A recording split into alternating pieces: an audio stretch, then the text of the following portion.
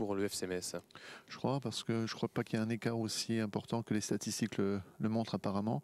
Je crois que Tours n'a pas eu peut-être la réussite que d'autres ont eu, nous en particulier, et donc ça complexifie leur début de saison. Donc ils sont toujours un petit peu en recherche de points, et il en faudra encore pas mal pour pouvoir remonter, enfin pouvoir se maintenir. Bon, nous on est un peu mieux lotis, c'est vrai, mais sur un match possible, c'est un match, comme vous l'avez dit, piège, parce que bon, on a une semaine longue. C'est un match dans lequel finalement Tours n'a pas grand chose à perdre, et bon, nous il nous faut encore prendre des points, puisque derrière on voit bien que nous poursuivants immédiats ne lâchent rien, donc il nous faut encore travailler très sérieusement pour pouvoir mériter la Ligue 1. Alors quelle composition vous nous avez proposé pour cette rencontre? Notre capitaine Christophe Marichet sera dans le but, puis une défense à 5, Luis Delgado jouera sur le côté gauche, Franck Berrière sur le côté droit, et puis 3 joueurs dans l'axe, Sébastien Bassong, Malik Diop et puis Pascal Delomo. Un milieu de terrain avec 3 joueurs, Laurent Aguazi, Julien François et Julien Cardi, et 2 attaquants, Papy Cissé et Babacar Gaye. Quelques remplaçants également. Alors les remplaçants sont Oumar Sissoko qui est le gardien, le deuxième gardien, Wilmer Aguirre comme attaquant, Momar Ndiaye, deuxième attaquant, Sébastien Renoir, milieu de terrain, et Chergaï comme défenseur. Merci coach. Une équipe de qualité bien sûr, que cette équipe messine qui vient chercher une nouvelle victoire et l'occasion de se rapprocher encore un petit peu plus de l'élite. On va découvrir l'équipe de Tours avec l'entraîneur Albert Fallette, une équipe handicapée par de nombreuses absences.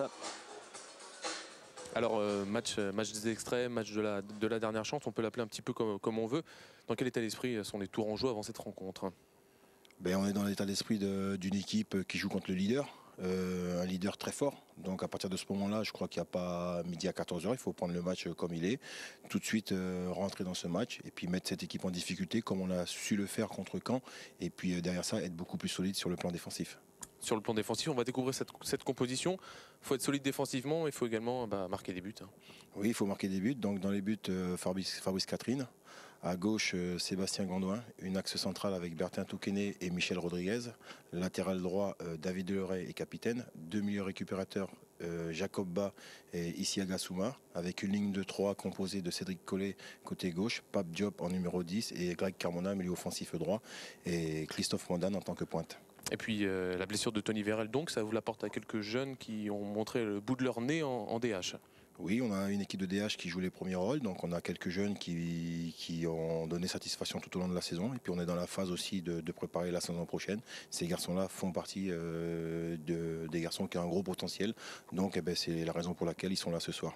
Donc en remplaçant, on a Eric Druguet, notre deuxième gardien, Claude Mobitang, défenseur central, Rémi Maréval, arrière gauche ou milieu offensif gauche, Tony Ribeiro qui lui est attaquant, et puis Rudy Van Link, c'est milieu offensif gauche. Merci, bon match. Merci. Alors quelques blessures du côté tourangeau, quelques absents également pour cause de suspension. Il y a 4 joueurs suspendus, Kanté, Florival et Christophe Imer. Les blessés, c'est Guilain Gimbert, réopéré de l'épaule, qui ne disputera plus aucun match. La saison est terminée. Également blessé Guillaume Stéphane. Ça fait quand même pas mal d'absents. Et Tony Vérel, bien sûr, on l'a vu en début de rencontre, Tony qui s'est fracturé un orteil. L'entrée des 2 formations juste avant le coup d'envoi de cette rencontre. Si on peut avoir le petit tableau comparatif pour comprendre l'écart qui sépare ces 2 formations, le leader et la lanterne rouge. Regardez, 18 victoires pour Metz, 5 victoires seulement pour Tours. 2 défaites pour le leader, 19 pour la lanterne rouge qui n'a marqué que 24 buts pour 46 encaissés. Metz en a marqué 44 pour 14 seulement encaissés. Et Metz qui est premier depuis le 15 septembre, alors que Tours occupe cette dernière place depuis le 29 octobre. Normalement, si la hiérarchie est respectée, Metz ne devrait faire qu'une bouchée de cette équipe tourangelle. Mais bon, tout reste possible avec une équipe qui va abattre sa dernière carte dans la course au maintien.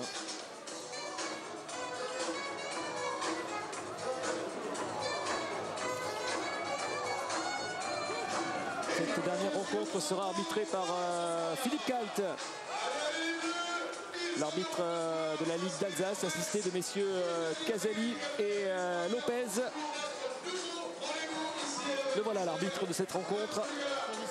qui a déjà arbitré Metz cette saison à Guingamp, et Metz s'était imposé 2-0. Monsieur Kalt n'a jamais arbitré le Tours FC.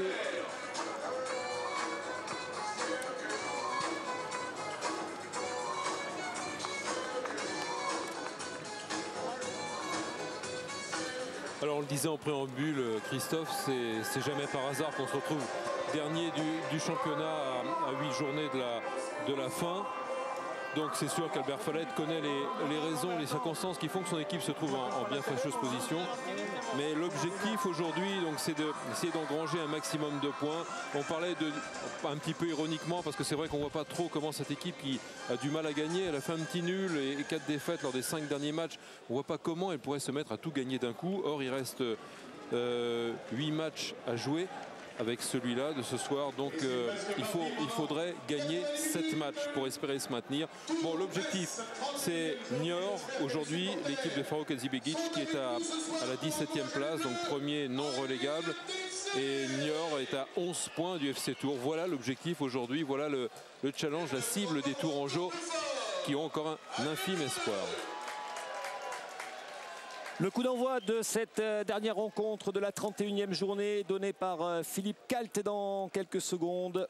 Le leader messin qui va essayer de décrocher une nouvelle victoire pour compter 13 points d'avance sur Amiens, le 4e du classement, et conforter un peu plus sa place de leader et sa future place en Ligue 1. C'est parti pour cette rencontre. Coup d'envoi donné par l'équipe de Francis de Tadeo. Un premier coup franc en faveur des Messins.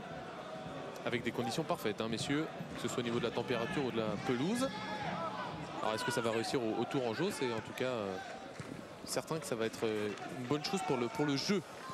Ouais, premier ballon intéressant là pour Gay qui peut centrer. Ballon capté par Fabrice Catherine, le gardien Tourangeau.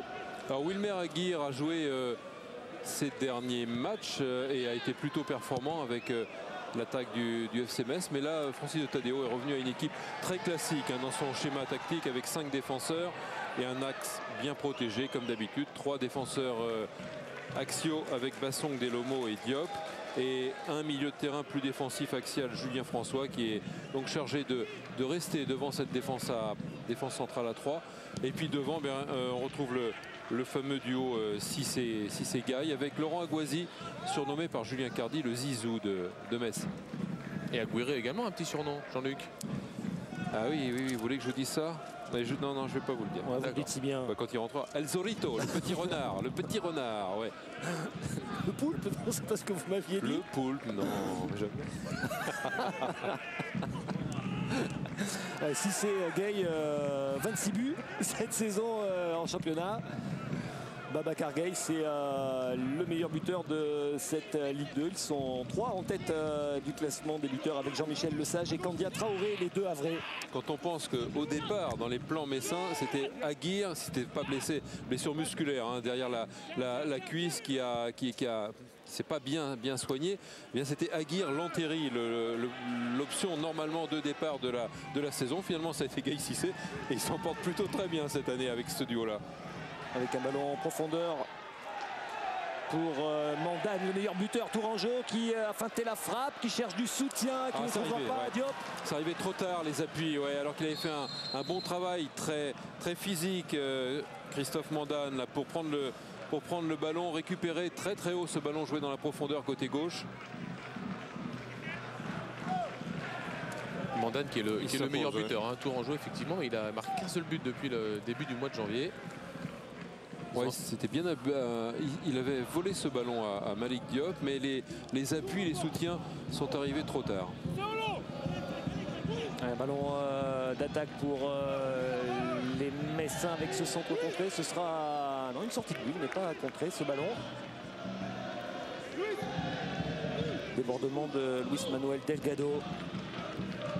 Ouais, titularisé lui aussi ce soir. Il n'a pas fait énormément de matchs, ça je pense que vous allez nous le dire. L'Angolais qui a disputé 5 matchs seulement cette saison. Il a quand même pris un petit carton jaune. Donc ça veut dire que Chergay est sur le banc de touche. Il y a du beau monde aussi sur le banc. Il y a Renoir, Momar Ndiaye, Aguirre dont on a parlé, et Sissoko, le gardien remplaçant. Contrôle de Cissé, un relais avec Gay. Cissé avait trébuché. Ils s'entendent bien, hein, ces deux attaquants. De jeunes joueurs de 21 ans qui ont éclaté cette saison. Aguazi, encore un ballon dans la profondeur pour Papis Cissé, ce sera trop long. Voilà, Papis Cissé qui va passer son temps entre les deux centraux, Tokene et Rodriguez, les deux centraux de Tours, pour essayer de les piéger. Quand le ballon sera dans les pieds de Cardi ou de Aguazi, comme c'était le cas à l'instant, ils lèveront la tête pour voir les départs de Cissé. Gaï cherchera plutôt à jouer, à écarter le jeu ou à décrocher. Cissé, lui, jouant régulièrement la profondeur. Gondouin avec Collet. Qui repasse par Bertin Tokene. Et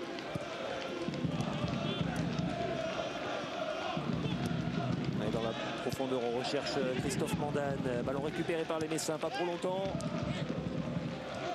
Les Tourangeaux qui remportent les duels hein, pour l'instant au début de rencontre. Sébastien Gondouin, long ballon, la transversale, presque réussi. Le ballon reste bien joué, Tourangeau avec cette aile de pigeon. Et le centre derrière la cage de Christophe Marichez.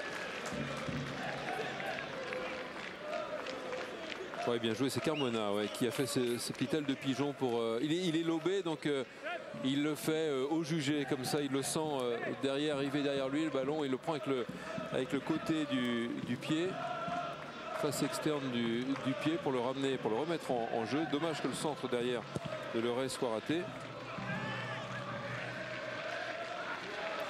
La tête de Cissé. Le ballon qui arrive sur Fabrice Catherine, relance à la main. David Leray. Souma, Carmona accroché, un coup franc pour les Tourangeaux. C'est rapidement joué.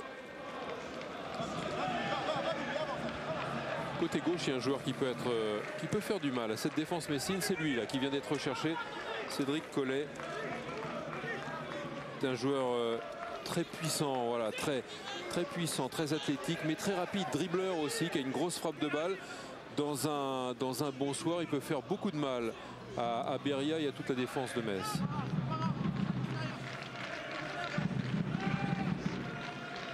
Cette équipe tourangelle handicapée par les absents, les blessés, les suspendus, et qui a dû faire appel à 3 joueurs pour compléter l'effectif, qui seront sur le banc et qui font leur première apparition dans le groupe professionnel. Eboa Mobitang, le défenseur, Tony Ribeiro, le milieu de terrain, et Rudy Vanding, un autre milieu de terrain, des joueurs de 22 ans et moins. Et qui jouent en division d'honneur. Hein. Oui. Habituellement, ils sont deuxièmes. C'est ce que nous expliquait tout à l'heure l'entraîneur. La réserve, la réserve est en DH. Ouais, ça, c'est terrible. Ça fait un gros écart. Hein, quand même. Ah ouais, alors, il y a des dérogations pour que les pros puissent jouer.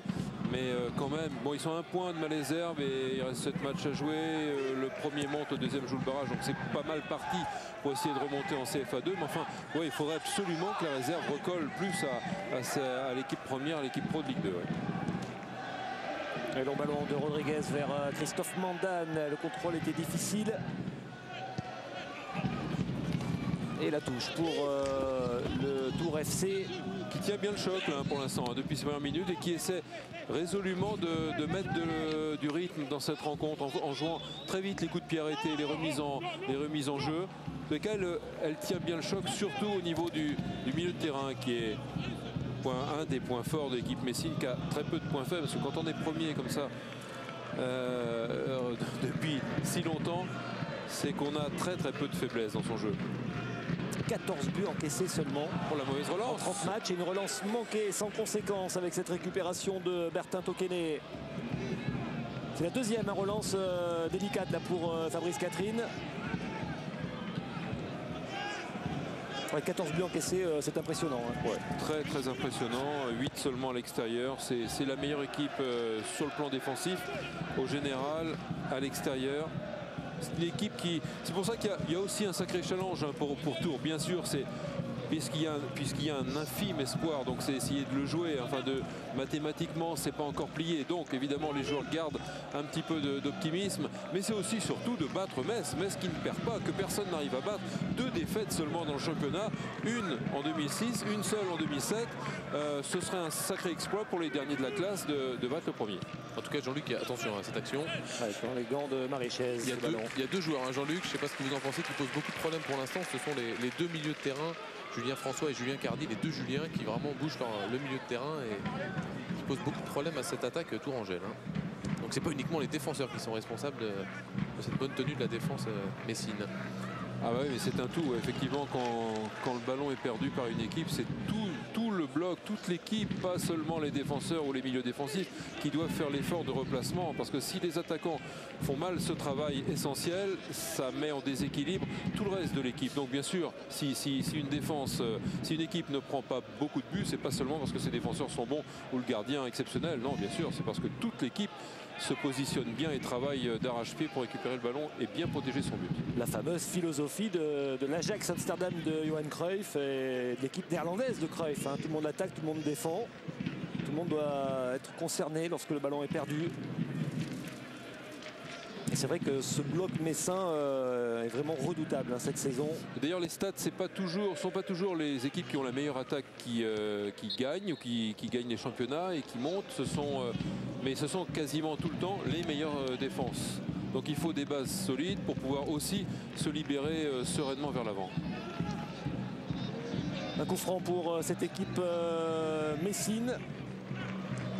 Avec cette entrée piano-piano hein, dans cette rencontre. Elle contrôle, ouais. Elle contrôle, elle reste bien en place, bien organisée. Et elle énerve un petit peu. Monsieur Kalt. Ouais, Monsieur Philippe Kalt. Ouais. Voilà, au bon endroit avec Julien François.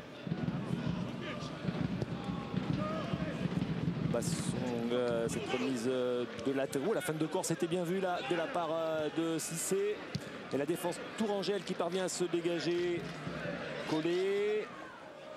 La touche en faveur du FC Metz.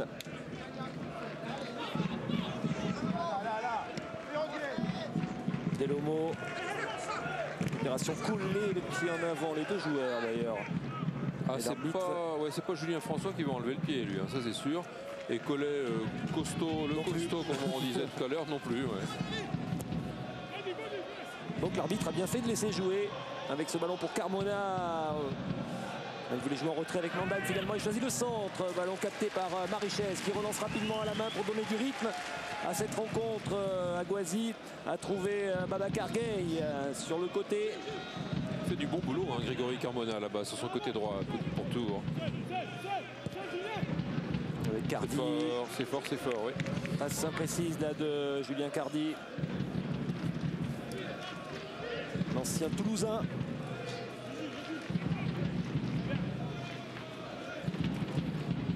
Qui a pris une nouvelle dimension hein, depuis le départ de Ludovic Obraniak du côté de Lille. Beaucoup plus de responsabilité dans le jeu de son équipe. Dans le mensuel Le Foot Metz, je souris parce qu'il y a une interview justement de Julien Cardi et on lui pose la question là dans une petite rubrique du tac au tac. Quel est le joueur le plus chiant? Il dit moi, je suis pas mal dans le genre. Honnête.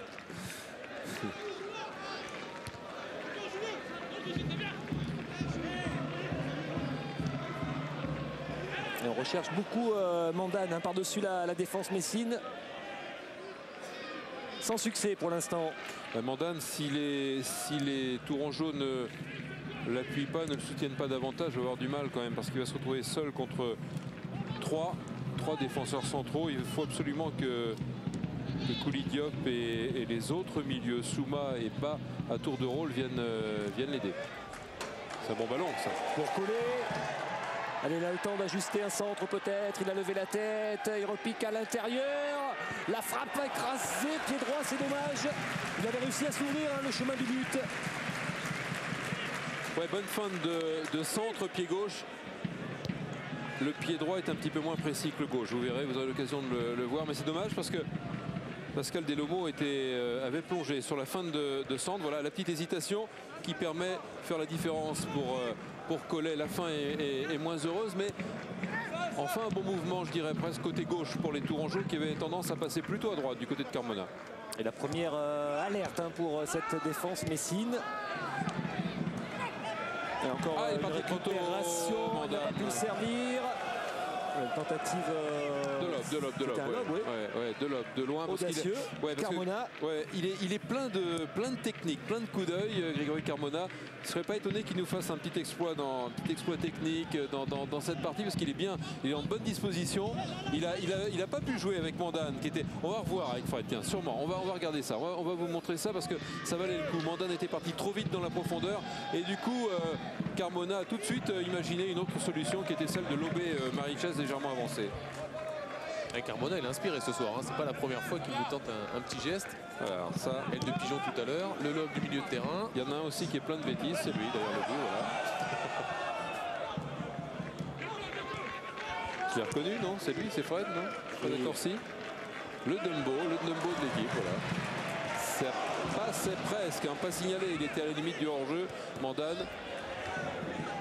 Et les Messins qui ont du mal à s'approcher de la cage de Catherine pour l'instant, le gardien Tourangeau. Long ballon, encore une fois trop long, directement sur Fabrice Catherine. Ouais, Jean-Luc, les Messins perdent très vite le ballon. Hein. Ouais, ils sont gênés dans leur construction de jeu. Ouais. Ils sont gênés parce que les Tourangeaux laissent peu d'espace et surtout laissent peu d'espace et de temps au milieu de terrain pour essayer d'alimenter les deux attaquants. Ouais, belle déviation de Collet pour Mandane dans la surface de réparation. La fin de corps, il n'a pas pu enchaîner, obligé de temporiser. Collet à nouveau pour Mandane et l'occasion est gâchée par cette équipe tourangelle. Et ce sera quand même un corner. Ouais, un peu d'énervement, un peu d'agacement et de maladresse. Je pense que Mandane n'a pas bien joué le coup parce que sur le dégagement de Fabrice Catherine, déviation de Collet. Et là, il aurait dû peut-être tenter sa chance. Après, c'est trop tard parce que Marichès, intelligemment, a bien fermé l'angle et a attendu le repli de ses partenaires. Et corner à suivre pour cette équipe de Tours qui domine ce début de rencontre. Au deuxième poteau, il y a du monde. La sortie délicate et avec un peu de réussite de Marichès. Ouais, pas malheureux là parce que je pense qu'il veut la dégager du point droit et finalement il la bloque. Mais en revanche, tout à l'heure, il a très bien joué devant Mandane pour boucher l'angle, temporiser, l'empêcher de jouer le coup vite. Ce qu'aurait quand même dû faire Mandane, ce qu'aurait dû tenter Mandane parce que c'était un face-à-face, même un peu excentré, qui pouvait gagner. Là, cette fois-ci, le hors-jeu. Oui, le drapeau s'est levé pour signaler le meilleur buteur tourangeau en position de hors-jeu. Il a inscrit 7 buts cette saison. Et il s'est créé pour l'instant la plus belle opportunité sur une déviation de la tête intelligente de Cédric Collet. Malheureusement, il n'a pas pu aller au bout de son action. Comme ça a fonctionné 2-3 fois, ils vont insister. Forcément, il y a hors-jeu. Ouais, ils vont insister forcément les Tourangeaux. C'est-à-dire qu'ils vont essayer d'alerter Mandane qui a compris que s'il restait dans l'axe, il n'aurait pas de ballon. Donc il part de l'axe pour emmener les défenseurs centraux pour les excentrer. Il part dans des diagonales, des appels en profondeur mais en légère diagonale pour fuir cet axe qui est assez encombré par les défenseurs, plus Julien François qui a reculé un petit peu, rappelé par ses défenseurs pour venir fermer et mettre encore un peu plus de maillot grenat dans l'axe.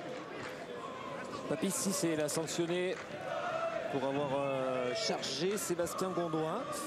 Attention à l'excès de confiance côté messin. Pas forcément l'intensité nécessaire à ce type de rencontre. Ouais, encore un bas là, le drapeau se lève, c'était limite. Ouais, mais c'était pas mal fait parce que là il s'était fait oublier dans le dos des 3 centraux justement Mandane. Il est en train de jouer au chat et la souris avec tout seul contre les 3 des défenseurs messins et il s'en sort très très bien parce que... Oui, il n'est pas d'accord. Le regard noir qu'il lance à Monsieur Kalt. Il n'y a pas grand chose sur ce ballon donné en diagonale vers lui. Ça se joue à vraiment très peu de choses et Aguazi pour Metz devrait essayer de remettre un petit peu plus d'ordre dans le jeu offensif messin, dans le milieu et dans le jeu offensif messin. Encore un long ballon, on recherche la déviation de Cissé, elle n'est pas sanctionnée. Récupération tourangelle. Il y a une faute.